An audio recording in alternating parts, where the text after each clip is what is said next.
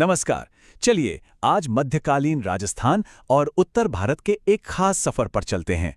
हम उन प्रभावशाली संतों और आध्यात्मिक परंपराओं को जानेंगे जिन्होंने उस दौर को एक नई दिशा दी।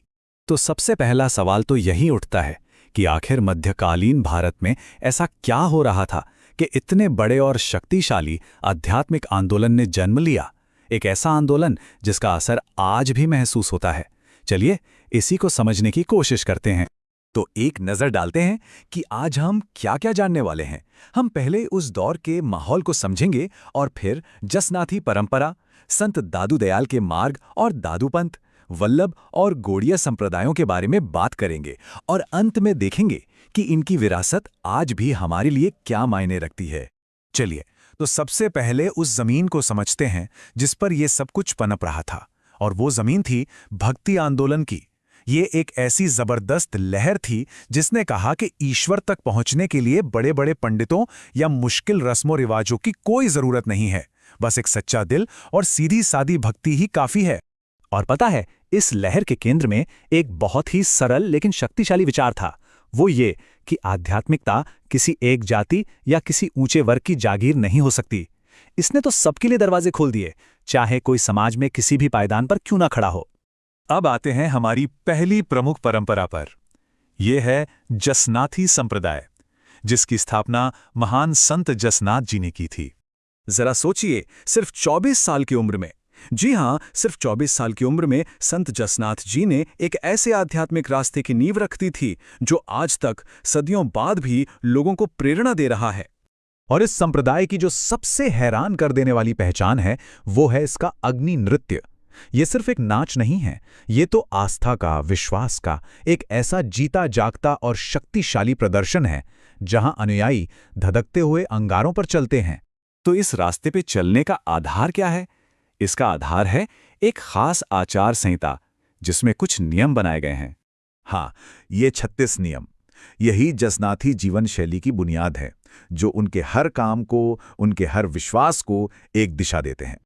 अच्छा, अब जसनाथी परंपरा से आगे बढ़ते हैं और चलते हैं एक और महान विचारक संत दादू दयाल के पास। पता है, उनकी शिक्षाओं में हमें अक्सर महान संत कबीर की आवाज सुनाई देती है। उन्हें राजस्थान का कबीर भी कहा जाता है, और क्यों ना कहा जाए। उन्होंने करुणा का, दया का एक ऐसा रास्ता दिखाया जो धर्म और मजहब की हर दीवार के पार जाता था। यहाँ उनकी आध्यात्मिक यात्रा के कुछ बहुत ही अहम पड़ाव देखे जा सकते हैं, उनके जन्म से लेकर दादूपंथ की स्थापना तक और फिर उनके महाप्रयाण तक। उनकी सारी शिक्षाओं का निचोड़, उनका सार दादू रा दूहा जैसी रचनाओं में मिलता है। उनका जोर इसी बात पर था कि सच्ची पूजा किसी कर्मकांड में नहीं बल्कि निस्वार्थ प्रेम और एकता में है। दादू दयाल का प्रभाव बहुत ही गहरा था। वो अकेले नहीं थे, उनके समर्पित अनुयायियों ने उनकी शिक्षाओं की मशाल को दूर दूर तक पहुंचाया। वैसे तो उनके कुल 152 शिष्य थे, पर दिलचस्प बात यह है कि उनमें से 52 इस आंदोलन के मुख्य स्तंभ बन गए। उन्होंने जगह जगह केंद्र स्थापित किए ताकि उनका संदेश फैलता रहे। और इन्हीं प्रमुख शिष्यों में से एक थे संत रज्जब। उनकी अपनी कहानी इतनी कमाल की है कि उससे गुरु की शिक्षाओं की परिवर्तनकारी शक्ति का अंदाजा हो जाता है। सोचिए जरा, कोई अपनी ही शादी के लिए जा रहा हो, रास्ते में दादू दयाल का उपदेश सुन ले और बस वहीं सांसारिक जीवन को त्यागने का फैसला कर ले। संत रज्जब की ये कहानी दादू पंथ के इतिहास का एक बहुत ही यादगार हिस्सा बन गई। दादू दयाल के बाद उनकी विरासत कई अलग अलग शाखाओं में बंट गई। हर शाखा ने उनकी शिक्षाओं के एक खास पहलू को आगे बढ़ाया, जैसे खालसा, विरक्त, उत्तरादे और नागा। अब ऐसा नहीं है कि ये सब सिर्फ राजस्थान में ही हो रहा था। उसी दौर में भारत के दूसरे हिस्सों में भी भक्ति की बहुत महत्वपूर्ण लहरें उठ रही थीं। चलिए ऐसी ही दो और अहम परंपराओं पर एक नजर डालते हैं। ये हैं वल्लभ संप्रदाय और गौड़ीय संप्रदाय। हालांकि दोनों के केंद्र में कृष्ण भक्ति ही है, पर दोनों के रास्ते थोड़े अलग हैं।